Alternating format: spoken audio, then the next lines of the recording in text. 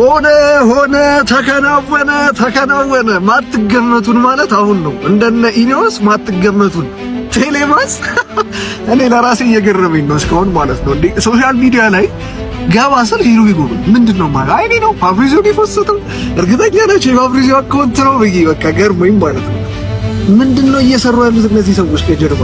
በእውነት እኔ በእንደዚህ አይነት ፍጥነት ሳይታሰብ ዩናይትድ እንዲህ ሲያዘዋውር እኔ አላውቅም። ሜቢ የቅርብ ጊዜ ሳቢት ዘርን በውሰት እናስፈርም ምናምን ከሆነ ነው እንጂ እኔም በእንደዚህ አይነት ፍጥነት ጋድ።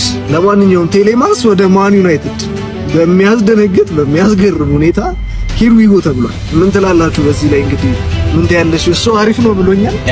የማንቺ ደጋፊ ነው ያላችሁ ራይድ ውስጥ ሆኜ ነው ይሄን ዜና ያየሁትና ይገርማል። ብቻ ለማንኛውም ሀሳባችሁ ስጡበት። እኔ ምንም ሀሳብ መስጠት አልችልም፣ ግራ ገብቶኛል።